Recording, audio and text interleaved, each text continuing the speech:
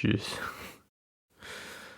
I need some sleep. If I don't win this round, I'm gonna pee in my own basement. Disney can't help but make everything woke and gay. Get woke, go broke. Woke agenda, globalism.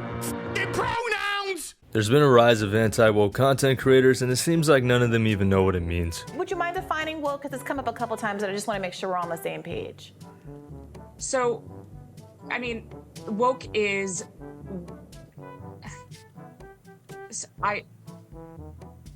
None of this is woke. Not woke, not woke, not woke. It's the new buzzword that's lost all meaning. Just slapped onto anything the anti-wokers don't like in an effort to farm outrage for money. These guys have become the same people they make fun of, easily offended by anything and everything. Caked up individual. New rogue. Literal basement dwellers with a 54-year-old man laughing at a D's nuts joke. Grow the fuck up. But the biggest offender. The worst human garbage. TheQuartering's content is lazy. Reading articles is content, so when he gets something wrong, he can just use that as a cop-out. Because these guys get things wrong pretty often. Shang-Chi getting completely demolished. The disaster that is Shang-Chi. Shang-Chi now set to completely flop. New blockbuster breaking Labor Day weekend box office records. Shang-Chi racking up $71 million. Hey, when you're wrong, you're wrong. Shang-Chi surprises at the box office. And I'll give TheQuartering some credit for at least admitting he was wrong. Everyone else deflected and got ass mad just because Shang-Chi initially did pretty well. Now, why are so many people coming after me saying that my prediction was wrong? And seeing these people get upset because a woke movie did well is sad. Go outside. Because honestly, why care about these box office numbers to begin with? Just go watch the fucking movie. Now, if it was small mistakes, I probably wouldn't even care. But There was 2 off-duty police officers that protected the congregation from a pro-Palestine woke trans individual. Except there's no evidence to support that. You want to know how I found out that information? I read an article, the one thing you do for content, and you couldn't even do that right. So it's interesting to see an anti-woke channel like Think Before You Sleep have a video titled, Woke People Don't Know How to Research. When these guys don't know how to research. Because the entire narrative is like, oh my god, this overweight person got tattoos to cover up her double chin instead of just losing weight. That's the whole video. I watched it. That's going to be the whole video. I already know that. I watched like a little bit of it. But that narrative is completely destroyed because she never did that thing. And very basic research would have debunked this. My favorite part is him getting mad at Jay Aubrey, a video essayist, for what he believes is plagiarizing a SpongeBob joke he wrote for another content creator. A joke that was made far before he even wrote it. She hasn't had a Krabby Patty in years, guys. This was the type of joke you were upset about? And I love the response he gave when someone mentioned the joke was made before him, really showing those strong research skills. But I get it, the kid was just defending his girlfriend. That's cute. I'm Sean. I run a YouTube channel called Think Before You Sleep. I am in my 30s. 32. But just like Think Before You Sleep, these other anti-woke channels are constantly making things up in their own heads, to where it doesn't even make sense anymore. Obviously, you have Storm, which, listen, as I said, I know she had the mohawk in the comics. That is not why Disney is going with the SJW haircut. It's just not. It's just not. They made Storm look like the comic book version, but you don't believe it because of woke. And why were these guys mad at Shang-Chi in the first place? To me, it's pretty clear that Marvel chose the Eternals and chose Shang-Chi for financially motivated diversity reasons. It seems like casting anyone who's not a white guy in a film or movie is considered woke to these people. Pirates of the Caribbean is going to have a Emmy award-winning actress be the new lead of the film, but the fact that it's a black woman is making people upset. Why isn't Johnny Depp reprising his role? Because he's old now. Why use the same name for the franchise? Because it takes place in the same world and people are familiar with it. Those are fair questions, but the ones that aren't, how many black women were Caribbean pirates during the 15 to 1600s? Well, at least one according to the past films, you dipshit. And don't give me that realism bullshit either.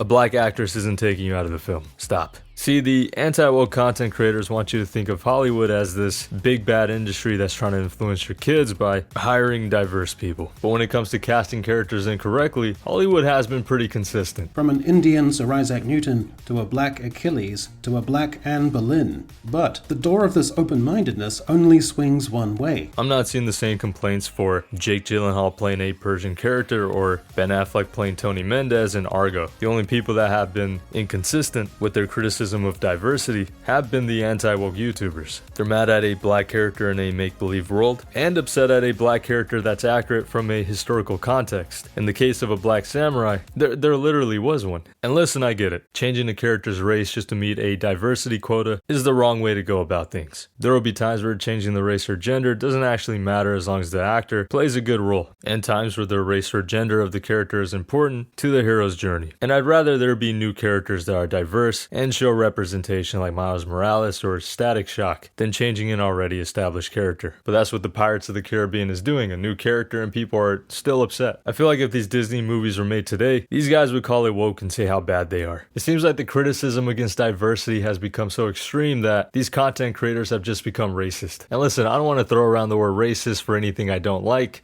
Kind of ironic, isn't it? But as an example, what does diversity at the slopes even supposed to mean? It's just a kid skiing. They're racist. It's like, you know what's so crazy to me?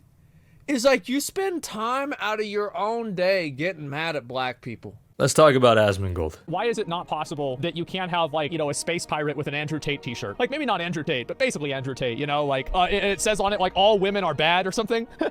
So, if you have, like, a picture of, like, a red pill, that shit would be fucking funny. And so I think this is fine, but it's just that, you know, the one-sidedness of it makes it turn, it takes it from being an escapist experience, and it just turns it into bullshit. What's the other side? Human trafficking and scamming men out of their money? Asmon has been on an anti-woke arc recently, and he's been reacting to that anti-woke sphere of content creators. I don't think that they do surveys or market research on this. I think what they do is they hire firms that have an agenda. I'm gonna need a source on that. I also like that the thumbnail says woke on top of a Yakuza game. For someone who constantly talks about escapism, to me, Asmon misses the mark sometimes. Honestly, I sometimes struggle to start playing since you basically play as colonizers, and that doesn't feel right whenever I have a Palestinian friend. If you go into this assuming that all of the people that make these kind of connections are somehow fucked up in the head or mentally dysfunctional, then everything else makes sense. It's interesting to see what could be a nuanced topic chalked up to they're just mentally ill. And who knows, maybe they might be. But it's odd on one end to say the lack of white characters due to a social issue can ruin escapism, which is fine if you think that. I think that actually hurts the game more because it takes away from the immersion whenever they realize that the NPCs that they're interacting with and talking to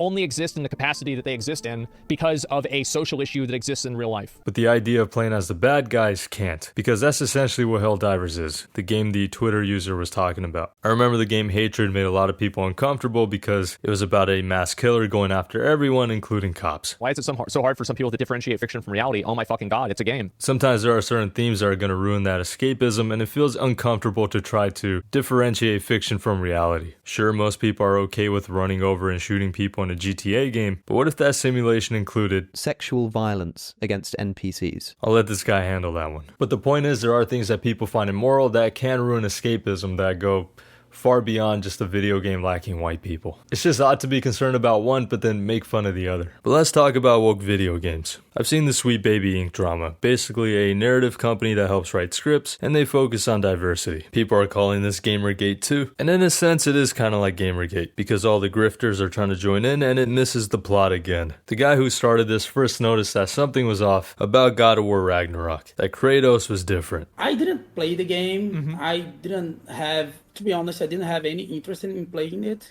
but I noticed that things were different. Not only could he not say what it was, but he never played the game. That doesn't add up. What's actually wrong with the game? Because when I played it, there were some aspects of the dialogue being too modern that I didn't like. And then that's it. Then we're square. Shit, I'll even sweeten the deal. But what is the guy who never played the game talking about? So you noticed a pattern, is that what you're saying?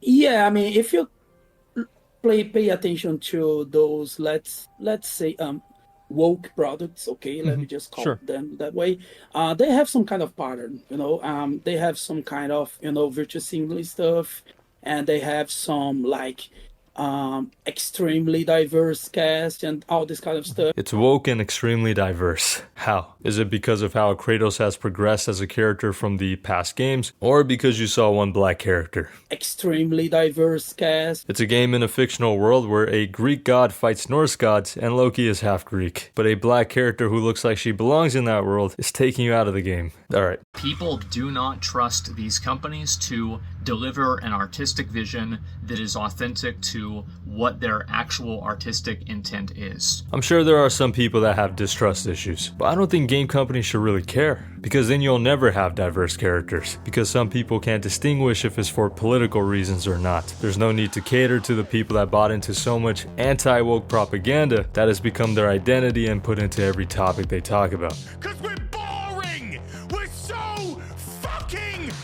The need to choose a side has them making arguments that don't even make sense anymore. For example, this tweet saying video games are supposed to be fun, not lectures about being a white man is bad. And for something that's supposed to be an epidemic, no one can name a single game doing this. Perhaps this one? Ideology is becoming too extreme is how you ruin your movements, just like Gamergate did in the past. It's easy to say, hey, I don't want a video game to push their political beliefs on me, while on the other hand saying, it's a giant conspiracy by BlackRock to get funding and you just can't prove it yet. Even in Asmon's own video. There's an assumption that they are doing it for a more nefarious intent, whether this is to secure funding through some form of ESG.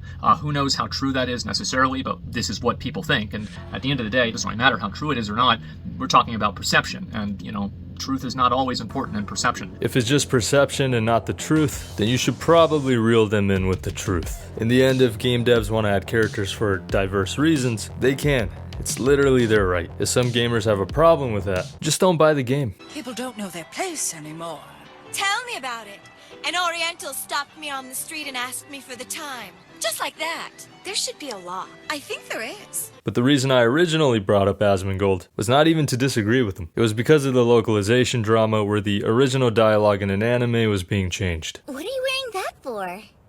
Oh, those pesky patriarchal societal demands were getting on my nerves. So I changed clothes. And the response to that criticism shouldn't be anybody that disagrees with you as a virgin. Criticism, like, I have a vagina, deal with it. We are all talented, funny, powerful women. I'm sorry you're not getting laid. It's not about you. Move on. I think it's fair to say you shouldn't change the meaning of the artist's original work without permission from the IP owner, especially if the original meaning is understandable and the words can still fit the mouth flaps. But if the creator of the anime is okay with these changes, then there's no real discussion to be had. But this is also why I don't have a problem with race or gender swapping if the original meaning isn't lost. However, you'll see people in these communities that don't like it when the appearance of a character is changed, that then promote mods that change the appearance of a character. And that's what the anti-woke community has become. They smother out the reasonable voices that have actual criticism and promote their hypocrisy. There are fans that don't hate these characters because they're woke, but because the writing is bad. And if criticism can't be shared, then those same diverse characters can't get better. But finding real criticism is tough when it gets overshadowed by grifters. Like having a black girl in God of War Ragnarok who's apparently from a race of giants. And that's why I can at least appreciate the few times Asmon pushes back. Some of the Viking ships and some of their voyages, they did in fact go to places like Morocco.